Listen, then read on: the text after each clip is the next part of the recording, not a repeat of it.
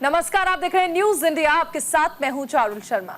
नमस्कार, आपके साथ मैं हूं सुरभि तिवारी। और सुर्खियां अखबार की में सबसे पहले हम बात करेंगे गोंडा में जिस तरीके से डिब्रूगढ़ एक्सप्रेस हादसा हुआ, इसमें 14 डब्बे जो पटरी से उतर गए। उस वक्त इसमें कई यात्री सवार थे, लेकिन कई यात्रियों के घायल होने की भी सूचना मिली, कईयों की जान भी गई। लेकिन अब इसमें कई बड़े एंगल्स भी सामने आ रहे हैं। बिल्कुल, और इस खबर को अमर उजाला ने प्रमुखता से छापा है। फ्रंट पेज पर इस खबर को जगह दी गई है। गोंडा के डिब्रूगढ़ एक्सप्रेस के 14 डब्बे पटरी से उतरे, 3 की मौत, 33 घायल। देखिए, जिस तरह ये हादसा हुआ है उसमें शुरुआत में ये बताया जा रहा था कि लगभग 2:41 पर ये दुर्घटना हुई। और ट्रेन दरअसल ये बताया जाता है कि लोको पायलट ने जिस दौरान वो ड्राइव कर रहे थे, तब इस हादसे से पहले कोई धमाके की आवाज सुनी थी और उसके बाद ये कहा गया कि यह हादसा हुआ है।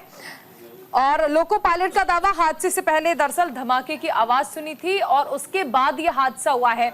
लेकिन अब तक 3 लोगों की मौत हो गई है। और हैरान करने वाली बात यह है कि पिछले कुछ समय से लगातार ट्रेन एक्सीडेंट्स की संख्या जो है वो बढ़ती जा रही है। हालांकि इस हादसे की जांच के आदेश दे दिए गए हैं, वहीं एहतियातन कई सारी ट्रेन ऐसी रही जिन्हें रद्द कर दिया गया, कई सारे रूट्स ऐसे रहे जिन्हें बदल दिया गया। गोंडा रेलवे स्टेशन से गोरखपुर वाया डिब्रूगढ़ जा रही चंडीगढ़ डिब्रूगढ़ एक्सप्रेस की 14 बोगियां दरअसल पटरी से उतरकर पलट गई थी। डिब्बे पटरी से उतर जाने के कारण ही 3 लोगों की मौत हुई, जबकि 34 लोग घायल बताए जा रहे हैं। 2 लोग गंभीर रूप से घायल हैं और बताया यह भी जा रहा है कि 2 लोगों के पैर कट गए हैं। मुख्यमंत्री योगी आदित्यनाथ ने इस हादसे पर, इस घटना का संज्ञान लिया और स्थानीय प्रशासन को प्रभावित यात्रियों का हर संभव मदद का निर्देश दिया।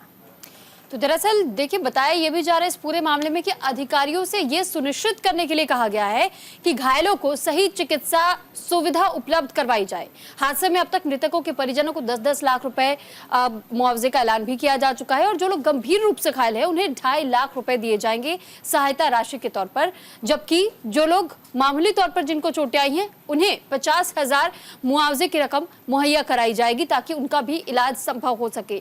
साथ ही इससे पहले देखिए, आपने देखा होगा कि कैसे उड़ीसा में बालासोर घटना हुई थी, उसमें कई लोगों की जान गई थी।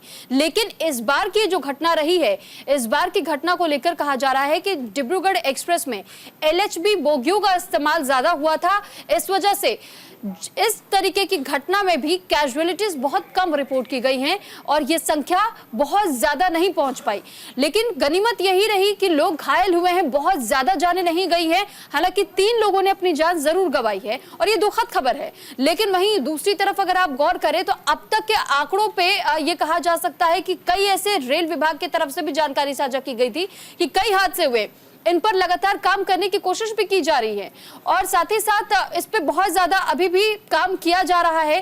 कई ऐसे चारुल हमने घटना सुनी जिसमें कि जिक्र किया जा रहा है कि चाहे टेक्निक्स का इस्तेमाल हो, चाहे किसी भी प्रकार से उन्हें दुरुस्त करने की कोशिश की जा रही है कि ऐसी घटनाएं ना हो।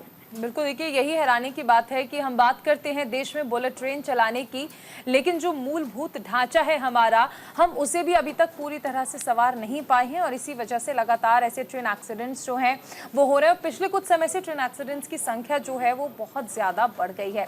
इसी के साथ साथ देखिए, अगर हम इस हादसे की बात कर लें तो शुरुआती जाँच में ये कहा जा रहा है कि दरअसल बारिश हुई थी, बारिश के कारण दोनों तरफ पानी भर गया था, ट्रैक के जल भराव हो गया था और इस कारण जो ट्रैक थे वो धंस गए थे और यह हादसा हो गया। वहीं जो लोको पायलट है उसका कहना है कि उसने हादसे से पहले दरअसल एक जोरदार धमाके की आवाज सुनी, जिसके बाद यह हादसा हो गया। हालांकि रेलवे ऑफिशियल्स ने इस घटना के पहले धमाके की आवाज को लेकर कोई पुष्टि नहीं की है। वहीं NDRF SDRF की टीम भी मौके पर है और कई जगह तो हमने देखा कि जो खिड़कियां हैं उन्हें काटकर यात्रियों को निकाला जा रहा था। कई यात्री ऐसे भी थे जिन्होंने कूदकर जान बचा ली। वहीं ये भी कहा जा रहा है कि ये पूरा जो हादसा हुआ इसमें जो प्रभावित हुए हैं वो AC कोच हैं, यानी 2 कोच तो ऐसे थे जो पटरी से उतरे और पलट गए और उसके बाद बाकी के कोचेस जो थे वो भी पलट गए थे। फिलहाल ये कहा जा रहा है कि ये जो हादसा है इसमें जो रेल मंत्री हैं अश्विनी वैष्णव वो भी घटनास्थल पर जा सकते हैं, जैसा कि वो अमूमन हर हादसे के बाद करते हैं, क्योंकि ये भी जानना जरूरी है कि आखिर यह हादसा कैसे हुआ। हालांकि जांच के लिए आदेश तो दे ही दिया गया है इस घटना के, लेकिन इसके साथ साथ रेल मंत्री खुद भी हादसे वाली वाली जगह पर पहुंचते हैं। वहीं मुख्यमंत्री योगी आदित्यनाथ की ओर से भी ये कहा गया है कि जो घायल हैं, जो पीड़ित हैं, जो प्रभावित हैं, उनकी हर संभव मदद प्रशासन को करनी होगी। बिल्कुल। और वहीं 10 साल के अगर ट्रैक रिकॉर्ड का भी जिक्र हम करें तो 10 साल में भी, बीते 10 सालों में हमने देखा कि अब तक कई ट्रेन एक्सीडेंट्स हुए और कई बार जहां पटरी से पलटने की खबरें सामने आती है तो कई बार कोलिजन को लेकर भी खबरें मिलती हैं, यानी कि आपस में बोगियां भिड़ जाती है, दो ट्रेनों के आपस में कोलिजन की खबरें, यानी कि आपस में भिड़ंत होती है। तब भी बहुत ज्यादा ऐसे मामले सामने आते हैं जब कई लोगों की जानें जाती है, कई लोग घायल होते हैं, लेकिन एंटी कोलिजन व्यवस्था की गई थी दुरुस्त, उसके बावजूद भी कई ट्रेन हादसे हमने देखे। इसमें भी ये कहा जा रहा है कि पहले से ही हमें कुछ ऐसे संकेत मिल जाए, इसके लिए कुछ सेंसर भी हमने लगाने की कोशिश की थी और लोको पायलट की तरफ से भी इस बात की जानकारी दी गई थी कि पहले से उन्हें कुछ ऐसे इंडिकेशंस मिल रहे थे जिस वजह से उन्होंने अपनी स्पीड को कम किया था। लेकिन ट्रेन की स्पीड कम होने के बावजूद यह घटना हुई और साथ ही ये बताया जा रहा है कि ट्रेन की बोगियां आपस में एक दूसरे से भिड़ी नहीं, चढ़ी नहीं एक दूसरे के ऊपर, लेकिन ट्रेन डीरेल हो गई, यानी कि 14 बोगियां पटरी से उतर गई जिस वजह से 3 लोगों की जानें गई और जबकि 2 लोग बहुत बुरी तरह जख्मी हुए हैं, जिनके पैर कट गए हैं और उन्हें नजदीकी अस्पताल में उचित इलाज के लिए भेजा गया है। इस पर लगातार योगी आदित्यनाथ भी संज्ञान ले रहे हैं। बिल्कुल, चलिए आगे बढ़ते हैं और बात कांवड़ यात्रा की करते हैं। कांवड़ यात्रा मार्ग को लेकर पुलिस ने एक बड़ा निर्देश दिया जिस पर बीएसपी सुप्रीमो मायावती भड़क गईं और बोली जनहित में सरकार इसे तुरंत वापस ले। दैनिक जागरण ने इस खबर को प्रमुखता से छापा है और ये देखिए फ्रंट पेज हेडलाइन है ये। और 19 अगस्त से सावन माह की शुरुआत हो रही है। प्रदेश सरकार कांवड़ यात्रा की तैयारियों में लगी है। प्रशासन अपने अपने जिले में दिन रात जुटा हुआ है। वहीं मुजफ्फरनगर प्रशासन का एक निर्देश ऐसा रहा जिस पर बवाल मच गया है। इस निर्देश में कहा गया है हर दुकानदार को अपने नाम का बोर्ड सामने लगाना पड़ेगा जिससे कोई कांवड़िया गलती से भी मुसलमान की दुकान से सामान ना खरीद ले। तो फिलहाल देखिए अब ये मामला तूल पकड़ता जा रहा है, यानी कि इसमें भी अब राजनीति शुरू हो चुकी है। इसको लेकर के कैसे सियासत जारी है, क्योंकि बीएसपी प्रमुख मायावती इस पर भड़क उठी है। उनका ये कहना है कि इस तरीके से तो आप समाज को बांटने का काम कर रहे हैं, लेकिन वहीं कांवड़ यात्रा के लिए अगर आप समझे तो कांवड़ियों के लिए बहुत ज्यादा जरूरी होता है कि जब अब वो कांवड़ लेकर के चलते हैं तो साफ सफाई यानी स्वच्छता का बहुत ज्यादा ख्याल रखना होता है और किसी भी प्रकार से कहीं गलती से भी वो कोई ऐसी सामग्री का सेवन ना कर ले जो कि उन दिनों में पूरी तरीके से प्रतिबंधित रहती है। जी हाँ, यहाँ तक कि चारों ने जैसा जिक्र किया तामसिक भोजन, और ऐसे में देखिए खास तौर पर अगर एक दुकान पर वहीं अगर अंडा बन रहा हो या फिर मांसाहारी कोई भी व्यंजन बन रहा हो तो वहां पर अगर आप किसी भी प्रकार से कोई ऐसा भोजन भी तैयार कर रहे हैं जिसमें प्याज और लहसुन भी ना हो लेकिन बावजूद इसके वो कांवड़िया ग्रहण नहीं कर सकते हैं। तो ऐसे में एक नियम लाया गया और अब इसी नियम को लेकर के इस पर सियासत भी देखी जा रही है।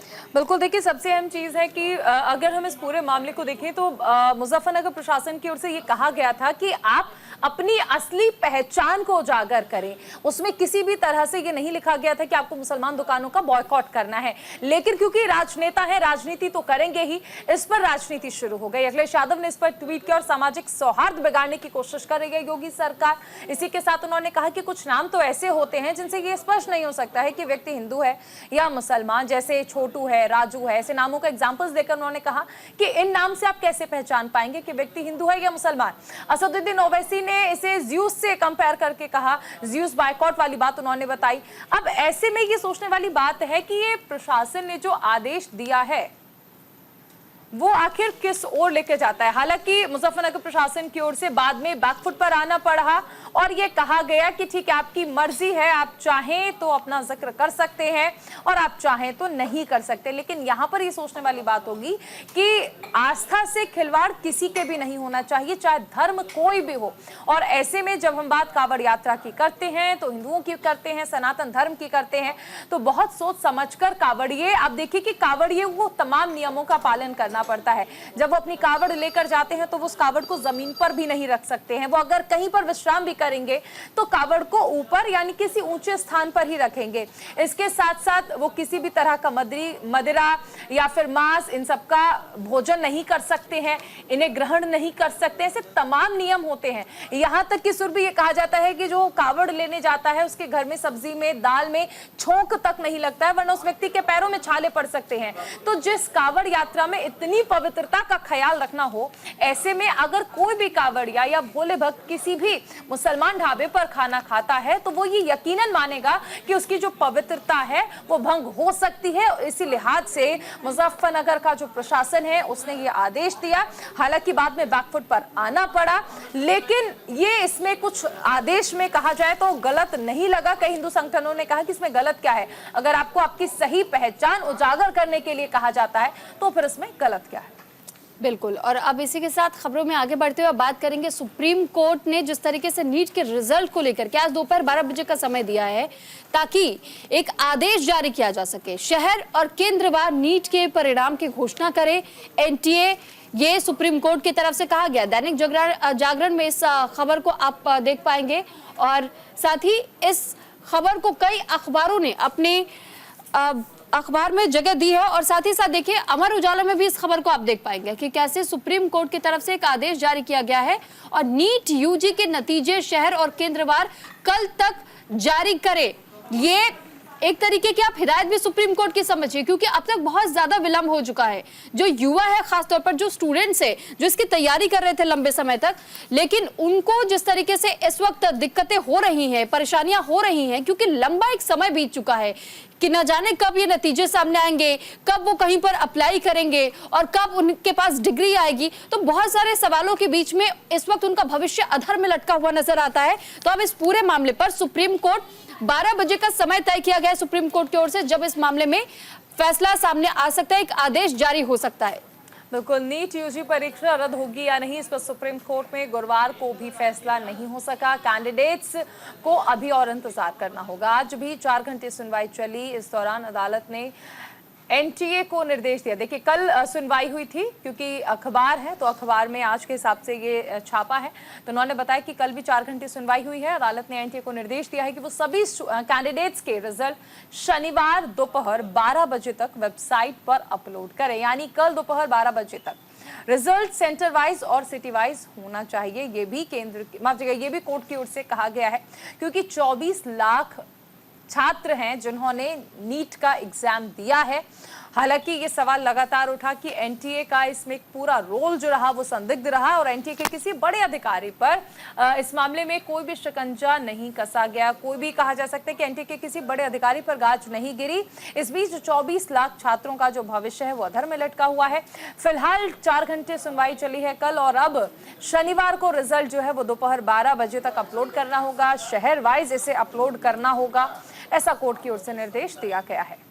देखिए, जरूरी भी है, क्योंकि जो बहुत सारे ऐसे युवा हैं जिन्होंने बहुत लंबे समय तक इंतजार किया है, इसके लिए उन्होंने प्रिपरेशंस ली है और कई सारी चीज़ों को उन्होंने त्याग भी किया था। क्योंकि कई स्टूडेंट्स जिस वक्त सामने आए थे तो उन्होंने कहा था कि हम अपने एक जीवन के हिस्से को भूल करके हम तैयारी में जुटते हैं और पूरी तरीके से हमारे ऊपर भी एक वो प्रेशर होता है जिसके तहत जब हम अपने आप प्रिपरेशन जारी रखते हैं और जब इस तरीके का डिले हम देखते हैं तो कहीं ना कहीं वो मनोबल टूटता है और इसी वजह से कहा जा रहा है कि उनका भविष्य अभी भी अधर में लटका हुआ है। अब ये नीट होगा नहीं होगा, लेकिन जिस तरीके से सुप्रीम कोर्ट ने कहा है कि इस मामले में और ज्यादा देरी नहीं होनी चाहिए और साथ ही उन्होंने इस बात का जिक्र किया है कि दोपहर 12 बजे तक नीट यूजी 2024 के सभी अभ्यर्थियों की पहचान बताए बगैर शहर और केंद्रवार नतीजे अपनी वेबसाइट पर जारी करने का निर्देश सुप्रीम कोर्ट की ओर से दिया गया है। सुप्रीम कोर्ट ने साफ कहा है कि आपको जल्द से जल्द उन नतीजों की सूची को जारी करना होगा, लेकिन किसी का नाम आप नहीं बताएंगे, सिर्फ रोल नंबर वाइज, यानी कि जो क्रमशः नंबर दिया जाता है उस नंबर के आधार पर ही ये सूची तैयार होगी और इसे वेबसाइट पर अपलोड किया जाएगा ताकि ये समझा जा सके कि किन स्टूडेंट्स के री एग्जाम होने हैं और किन के नहीं होने हैं। बिल्कुल। और देखिए अब सभी की निगाहें जो हैं वो टिकी हुई हैं इस पर कि जब इसका नतीजा सामने आएगा। और क्योंकि कई सारे स्टूडेंट्स को डाउट था चेकिंग को लेकर, हालांकि एग्जाम तो पहले ही कहा जा सकता है कि पेपर जो है वो आउट हो गया था। तो अब ये कहा गया एनटीए की ओर से कि हर सेंटर का एग्जाम पेपर जो है या क्वेश्चन पेपर जो है वो आउट नहीं हुआ था, कुछ जगह पर ऐसा हुआ था।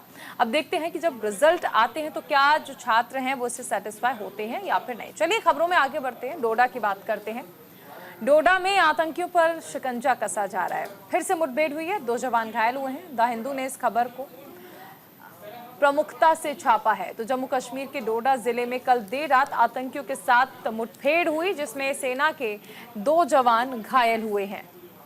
अधिकारियों ने बताया कि मुठभेड़ काश्तीगढ़ क्षेत्र के जद्दन बाटा गांव में देर रात करीब 2 बजे हुई, जब आतंकवादियों ने तलाशी अभियान के संचालन के लिए सरकारी स्कूल में बनाए गए अस्थायी सुरक्षा शिविर पर गोलीबारी कर दी।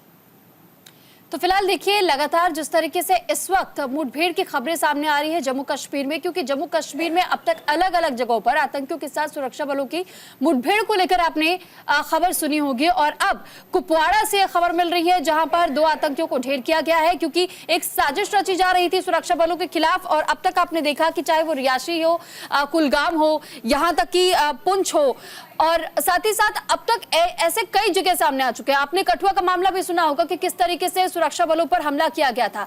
और सबसे ज्यादा गौर करने की जरूरत यह हो जाती है कि क्लोज कम्बैट की स्थिति कब आती है सामने। क्लोज कॉम्बैट की स्थिति में अगर आतंकवादी सामने आ रहे हैं और उनके पास वो राइफल्स मौजूद है जो कि यूएस मेड है, यानी कि कहा यह जा रहा है कि जिस वक्त अफगानिस्तान और तालिबान के बीच में जिस तरीके की सिचुएशन बनी थी और आर्मी ने अपने यूएस आर्मी ने वहां से अपनी आर्मी को वापस बुला लिया था, उस दौरान जो हथियार बाहर रह गए थे वो अफगानिस्तान से होते हुए पाकिस्तान पहुंचे और अब उन्हीं का इस्तेमाल सरहदों पर पाकिस्तान के आतंकी कर रहे हैं।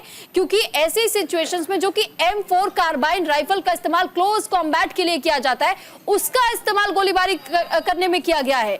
M14 राइफल का इस्तेमाल किया गया है, असॉल्ट राइफल, AK-47, ये तमाम उन राइफल्स का इस्तेमाल कर रहे हैं, मशीन गन्स का इस्तेमाल कर रहे हैं जो कि कहीं ना कहीं ये यूएस मेड है। और ये उस वक्त इस्तेमाल किए जा रहे थे जो कि अफगानिस्तान में यूएस आर्मी यूज कर रही थी, लेकिन जब वो पीछे उन्हें छोड़ गई तो वही अब धीरे धीरे हथियार आगे अफगानिस्तान से पहुंचे पाकिस्तान, और अब पाकिस्तान उन्हीं हथियारों का इस्तेमाल कर रहा है हमारे सुरक्षा बलों पर अटैक करने के लिए। लेकिन देखिए यहाँ पर कुछ और अपडेट्स भी इसमें निकलकर सामने आए। डीएसपी एक ऐसे हैं आदिल मुश्ताक जो कि सेना में थे, जो कि मदद कर रहे थे आतंकियों की। और इसमें हैरान करने वाली बात यही रही कि हमारे सेना के इनपुट्स आतंकियों तक पहुंचाने वाला कोई और नहीं बल्कि सेना में ही तैनात डीएसपी मुश्ताक आदिल था, जिसे हालांकि गिरफ्तार कर लिया गया है। और बताया जा रहा है कि ये लंबे समय से इस कार्य में लिप्त था, जो कि आतंकियों को पहले ही खुफिया इनपुट्स दे देता था और ये बता देता था कि किस तरह से सेना जो है वो जा रही है। और यहाँ तक कि अभी जब सेना के वाहन पर अटैक हुआ था तो उसका इनपुट भी इसी डीएसपी ने आतंकियों को दिया था। यानी ये जरूर कहा जा सकता है कि घाव देने वाला गैर तो बाद में होता है, लेकिन कई बार अपने ही ऐसे घाव दे जाते हैं जिसकी वजह से मरहम भी लगाना मुश्किल हो जाता है। चलिए आगे भी हम खबरों पर चर्चा करेंगे, लेकिन अभी रुकेंगे एक बहुत छोटे से ब्रेक के लिए। बने रहे न्यूज़ इंडिया के साथ। ब्रेक के बाद एक बार फिर आपका स्वागत है और इस बीच एक और बड़ी खबर हम आपको बता देते हैं। दरअसल जिस तरीके से अब तक आप अरविंद केजरीवाल को लेकर के खबरें सुन रहे थे कि उनकी गिरफ्तारी हुई, उसके बाद से कई दफा उन्हें कोर्ट के चक्कर भी काटने पड़ गए, जमानत में अभी तक अड़चने आ रही है। तो वहीं ईडी ने वकीलों के साथ अधिक बैठक करने की सीएम केजरीवाल की याचिका का विरोध किया है। और इस खबर को कई अखबारों ने प्रमुखता से छापा है। मुख्यमंत्री अरविंद केजरीवाल की याचिका पर हाईकोर्ट का फैसला सुरक्षित रहा। तो दिल्ली उच्च न्यायालय ने आबकारी नीति घोटाला मामलों में गिरफ्तार मुख्यमंत्री अरविंद केजरीवाल की उस याचिका पर अपना आदेश सुरक्षित रख लिया जिसमें उन्होंने वीडियो कॉन्फ्रेंस के जरिए अपने वकीलों के साथ 2 अतिरिक्त बैठकों की अनुमति दिए जाने का अनुरोध किया है। न्यायमूर्ति नीना बंसल कृष्णा ने दोनों पक्षों के वकीलों की दलीलें सुनने के बाद याचिका पर आदेश सुरक्षित रख लिया।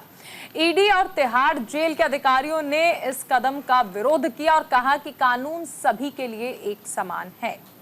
और देखिए सबसे अहम चीज है कि जिस दौरान ये सुनवाई रही, दरअसल अरविंद केजरीवाल ये चाहते थे कि जो उनकी लीगल सेल है उससे वो लगातार टच में रहें। अपनी कानूनी टीम के साथ अतिरिक्त बैठक करने की अनुमति उन्होंने मांगी थी। केजरीवाल आबकारी नीति से जुड़ी अनियमितताओं के मामले में केंद्रीय जांच ब्यूरो यानी सीबीआई और ईडी द्वारा शुरू किए गए मामलों में तिहाड़ जेल में बंद है। और इसी के साथ साथ वर्तमान में केजरीवाल को 1 सप्ताह में अपनी कानूनी टीम के साथ 2 बार मिलने की अनुमति है। केजरीवाल ने अपने ट्रायल में अनुरोध किया कि उन्हें अपनी कानूनी टीम के साथ 2 और बैठकें करने की अनुमति दी जाए, क्योंकि वो देश भर में 30 से अधिक मामलों का सामना कर रहे हैं। तो देखिए अभी 2 बैठकें करने की इजाजत है, लेकिन केजरीवाल का कहना है कि 2 और बैठकों की इजाजत दी जाए। कुल मिलाकर हफ्ते में 4 बार वो अपनी कानूनी टीम के साथ बैठकें कर सकें, इसकी इजाजत उन्होंने मांगी थी। लेकिन फिलहाल हाईकोर्ट ने इस मामले में अपना फैसला सुरक्षित रख लिया है। यानी अरविंद केजरीवाल की मुश्किलें देखिए कम नहीं हो रही है। आप किसी भी मामले में देख लीजिए, अरविंद केजरीवाल के साथ साथ क्योंकि पूरी आम आदमी पार्टी को भी आरोपी बनाया हुआ है शराब नीति के मामले में, ऐसे में कोई भी मामला चाहे ईडी हो चाहे सीबीआई हो, फिलहाल राहत मिलती नजर नहीं आ रही अरविंद केजरीवाल को। और ऐसे में जब उन्होंने अपनी कानूनी टीम के साथ बैठक करने की इजाजत के लिए जो याचिका दायर की थी, उस पर भी कोर्ट ने फैसला सुरक्षित रख लिया है। और ये कहा है क्योंकि अरविंद केजरीवाल चाहते हैं कि वो 2 बैठकों की इजाजत उन्हें है, 2 बैठकों की इजाजत और हो जाए, लेकिन फिलहाल इस मामले में हाईकोर्ट ने फैसला सुरक्षित रख लिया। दरअसल इसमें समझना यह भी होता है कि अगर एक और भले ही अरविंद केजरीवाल अभी भी मुख्यमंत्री पद पर आसीन है और वो मुख्यमंत्री की भूमिका भी अपनी निभा रहे हैं जेल से ही, लेकिन कहीं ना कहीं इसमें कोर्ट का ये भी कहना है कि आप अगर आधिकारिक तौर पर आज भी मुख्यमंत्री पद पर है वो एक अलग दायरा है, लेकिन वहीं अगर कानून के नजरिए से आप देखें और समझे इस पूरे घटनाक्रम को, तो ऐसे में आपको ये समझने की बहुत ज्यादा जरूरत हो जाती है कि कानून के समक्ष हर व्यक्ति एक समान होता है। और इस वजह से इसके तहत जो आपको 2 अभी तक बैठकें करने की अनुमति दी गई है, आप अपनी बैठकें उसी के तहत में कीजिए। लेकिन आप जब अनुरोध उन्होंने किया था कि 2 के बजाय उसे बढ़ाकर 4 कर दिया जाए, यानी 2 और बैठकों की अनुमति दी जाए, लेकिन इसमें कहीं ना कहीं अब तक ये फैसला पूरी तरह सामने नहीं आया है, लेकिन पूरी तरह उनके हक में भी जाता हुआ नहीं नजर आ रहा है। बिल्कुल, चलिए आगे बढ़ते हैं। भारत में नहीं होने देंगे ड्रग्स का व्यापार, 1 ग्राम ड्रग्स भी नहीं आने देंगे, अमित शाह ने ये बड़ा बयान दिया है। इंडियन एक्सप्रेस ने इस खबर को प्रमुखता से छापा है। ड्रग्स तस्करी के खिलाफ अभियान में आम जनता की सहभागिता बढ़ाने के लिए गृह मंत्री अमित शाह ने नेशनल नारकोटिक्स हेल्पलाइन मानस लॉन्च की है। और इस हेल्पलाइन की मदद से कोई भी व्यक्ति ड्रग्स की तस्करी से संबंधित जानकारी एजेंसी के साथ साझा कर सकता है। मानस हेल्पलाइन लॉन्च करते हुए अमित शाह ने कहा कि इस पर 3 तरह से आम लोगों को ड्रग्स की तस्करी से संबंधित सूचना साझा करने की सुविधा दी गई है।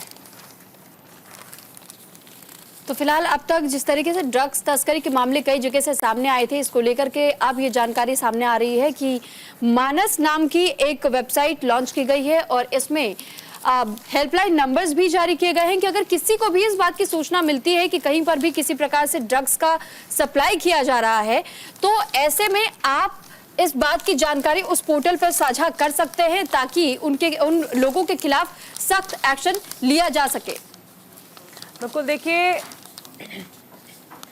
ये जिस तरह से हम देख रहे थे कि ये भी कहा गया है कि भारत को नशा मुक्त बनाया जाएगा। अभी तक तो इस तरह की बातें जो हैं वो पंजाब के लिए कही जाती थी कि पंजाब को नशा मुक्त बनाया जाएगा, लेकिन अब राष्ट्रीय स्तर पर अब इसको लेकर एक अभियान भी चलाया जा रहा है। इसमें एक 1933 हेल्पलाइन नंबर है जिस पर आप फोन से जानकारी दे सकते हैं और इसके अलावा मानस पोर्टल पर सबमिट अ टिप सेक्शन में जाकर आप इसकी जानकारी साझा कर सकते हैं।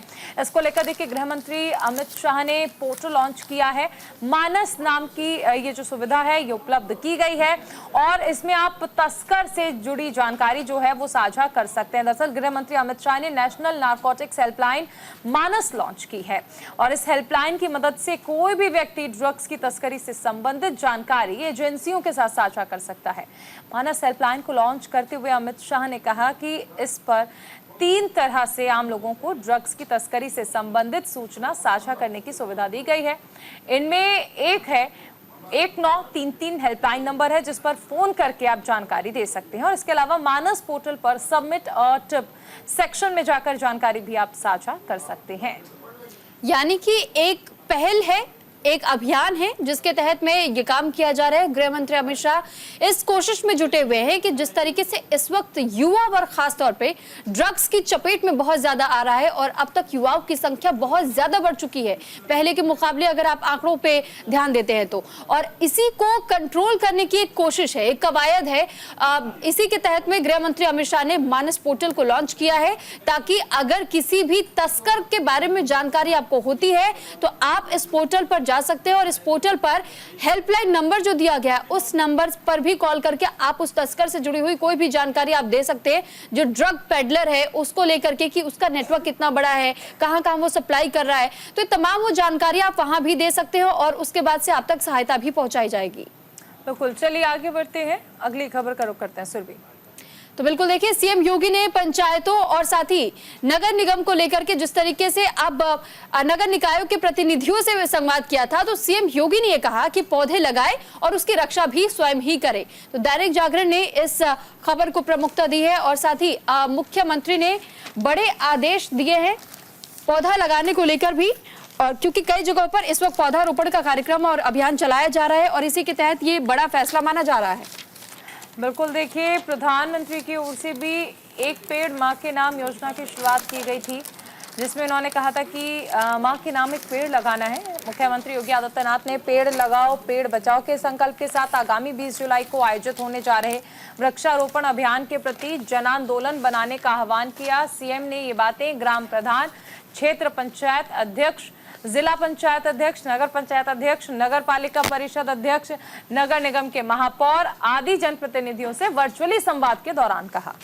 तो मुख्यमंत्री ने निर्देश ये जारी किया कि पौधा लगाना जितना महत्वपूर्ण है उतना ही उसका संरक्षण भी जरूरी है।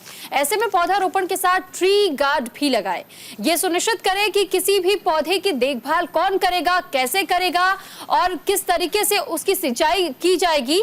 तो ऐसे में अब अगर कोई भी पौधा लगाता है तो उसकी पूरी जिम्मेदारी उस व्यक्ति को लेनी होगी।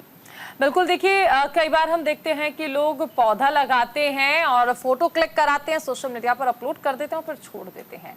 ये गलत है। आपको अगर आप कोई पौधा लगा रहे हैं तो ये आपकी जिम्मेदारी है कि आप उसकी रक्षा करें, उसकी सुरक्षा करें, उसे अच्छी तरह से पनपने दें ताकि वो आने वाले वक्त में सभी के लिए छाया दे सके। क्योंकि इसी से और ऐसे ही संकल्प से हम पृथ्वी को हरा भरा बना सकते हैं। और पिछले कुछ समय से जिस तरह से ग्लोबल वार्मिंग की वजह से हमने देखा ग्लेशियर्स तक पिघलने लगे, इसके बाद ये जरूरत पड़ती है किस तरह के अभियान चलाए जाए। चलिए आगे बढ़ते हैं सुरभि। मुहर्रम के दूसरे दिन भी कई जगह पर बवाल हुआ। समुदाय विशेष के घर पर ग्रामीणों ने हमला बोला, बाइक फूंक दी गई। प्रयागराज में बुधवार को मुहर्रम पर ताजिए के रास्ते को लेकर हुआ बवाल थमने का नाम नहीं ले रहा है। जुलूस में शामिल शरारती तत्वों के द्वारा अधिवक्ता के घर में घुसकर मारपीट और लूटपाट करने के दूसरे दिन बदला लेने की नीयत से ग्रामीणों ने एक समुदाय विशेष के घर धावा बोल दिया। तो फिलहाल ये जानकारी आपको दे दें कि घर में घुस करके तोड़फोड़ करने का मामला भी सामने आया। दरअसल इसके बाद दरवाजे पर खड़ी एक बाइक में आग तक लगा दी गई। घटना की जानकारी होते ही पुलिस प्रशासन में हड़कंप भी मचा। भारी फोर्स लेकर के अधिकारी गांव में पहुंच गए।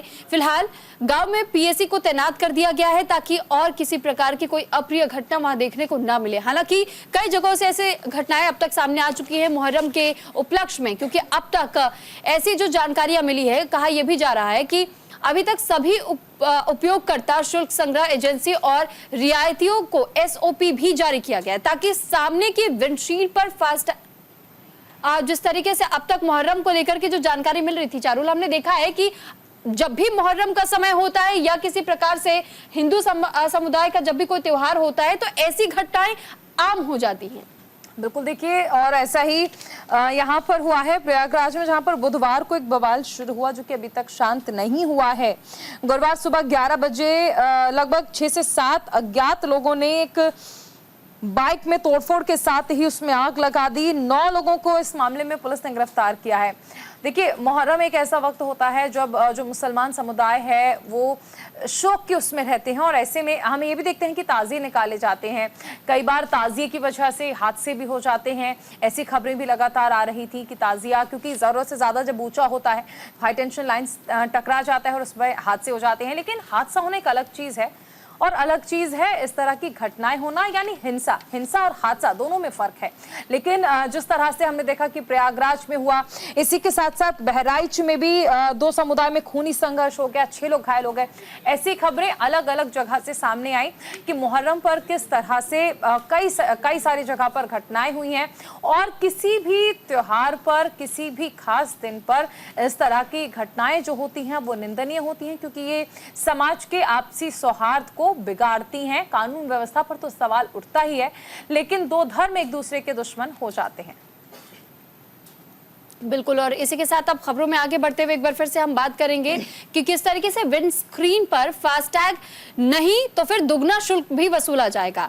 अमर उजाला में इस खबर को आप पढ़ पाएंगे। राष्ट्रीय राजमार्गों पर लोगों को वाहन के विंड स्क्रीन पर जानबूझकर फास्टैग न लगाने से रोकने के लिए NHAI ने दुगना टोल वसूलने के लिए दिशा निर्देश जारी कर दिया। अब ऐसे वाहन जिनमें कि अंदर से सामने की विंडशील्ड पर फास्टैग नहीं लगा होगा और वे टोल लेने में प्रवेश करते हैं तो फिर उन्हें दुगना टोल देना होगा।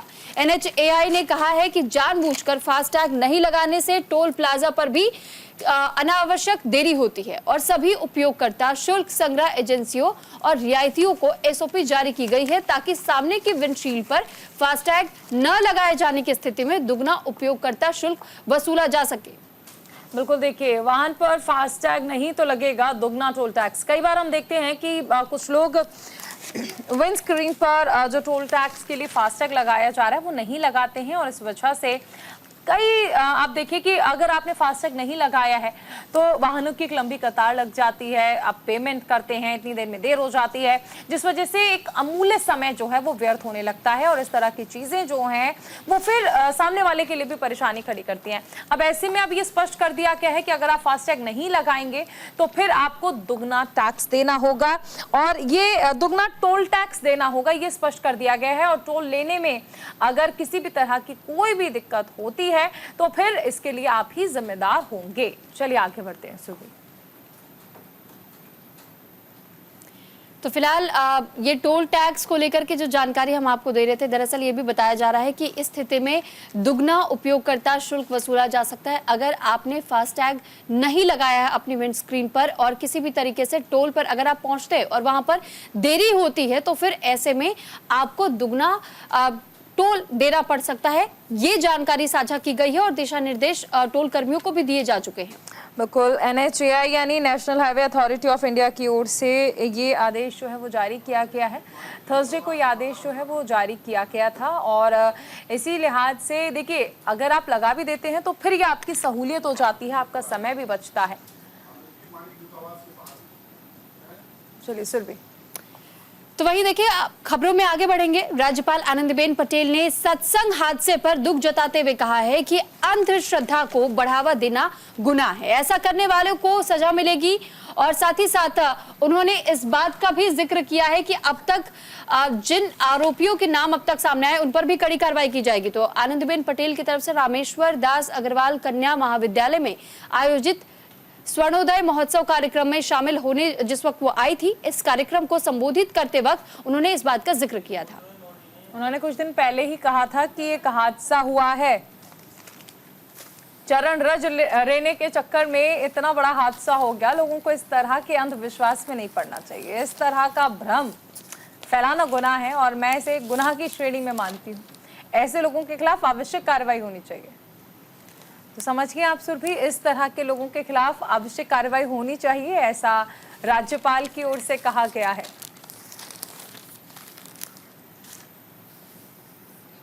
वहीं प्रदूषण पर बीजेपी से पूर्व नेता प्रतिपक्ष विजेंद्र गुप्ता ने LG को पत्र लिखा और हस्तक्षेप की मांग की है। अमर उजाला ने इस खबर को छापा है।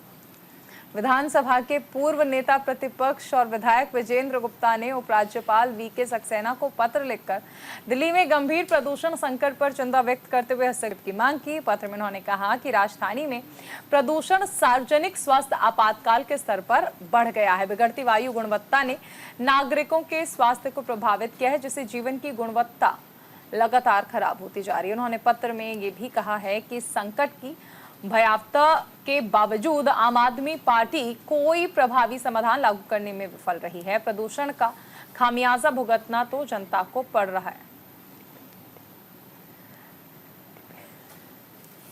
तो फिलहाल देखिए, प्रदूषण को लेकर के अब तक कई दफा सवाल खड़े किए गए हैं और बहुत से ऐसे सवाल अभी भी बरकरार है जिनके जवाब अभी तक किसी को मिल नहीं पाए, क्योंकि हमने कई बार सुना है, देखा है कि जब भी दिल्ली में सर्दियां आती है तो किस तरीके से प्रदूषण की स्थिति देखने को मिलती है।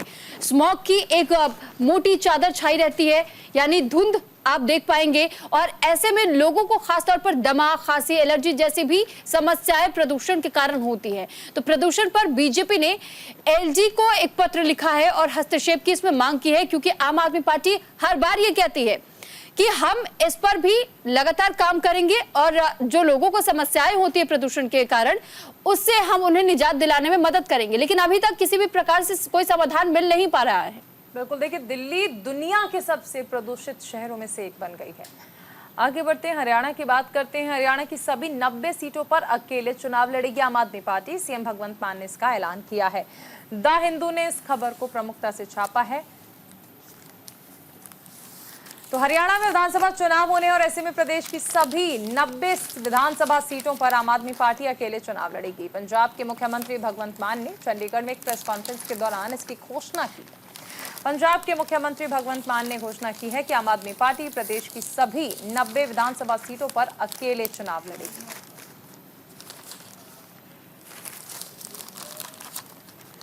तो देखिए, लोकसभा चुनाव में एक साथ इंडिया गठबंधन में सहयोगी रहे हैं कांग्रेस और साथ आम आदमी पार्टी। हालांकि पंजाब में अकेले लड़े थे, लेकिन अब जब विधानसभा चुनाव आ रहे हैं तो राहें फिर से जुदा हो गई हैं।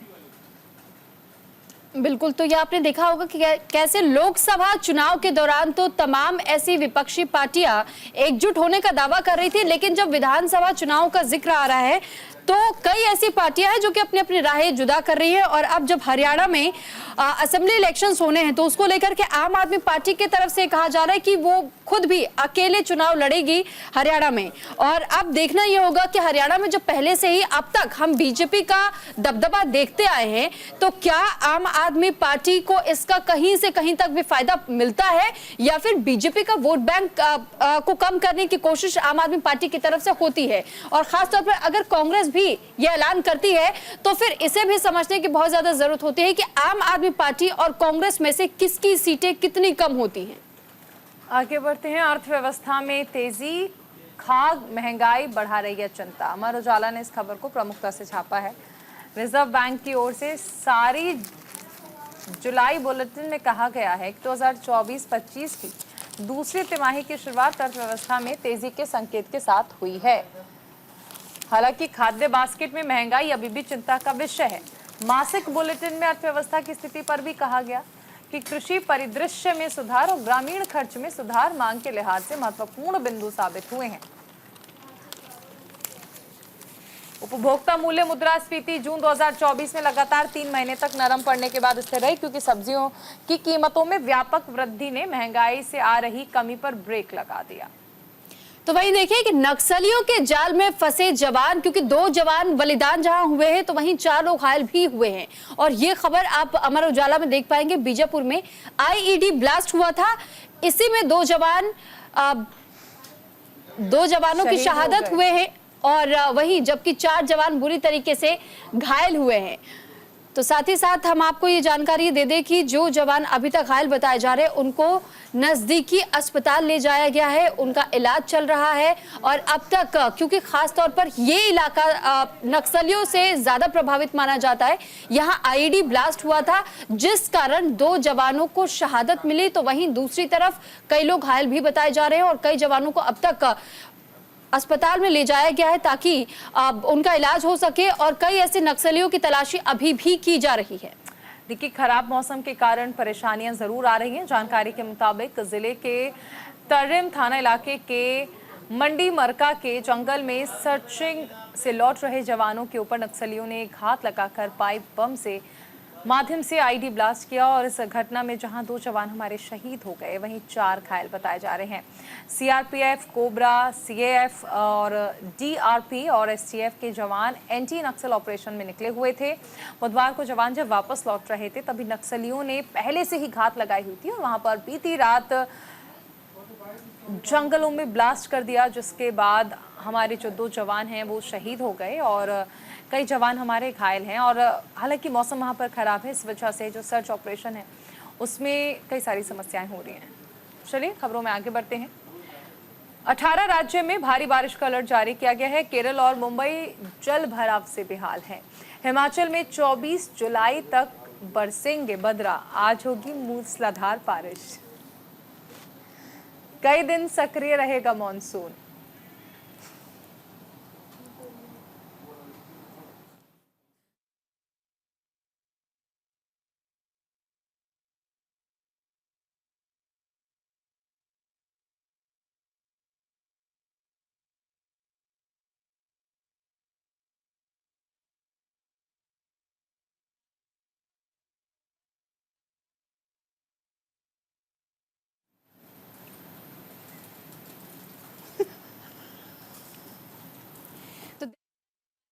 अभी भी बरकरार है और इस बीच मौसम विभाग भी लगातार कई जगहों पर अलर्ट जारी कर रहा है कि आप सभी को अभी भी संभल के रहने की जरूरत है, क्योंकि जगह जगह पर इस वक्त हम जल भराव की स्थिति देख रहे हैं और जल भराव के साथ साथ में नई बीमारियां भी जगह ले रही हैं।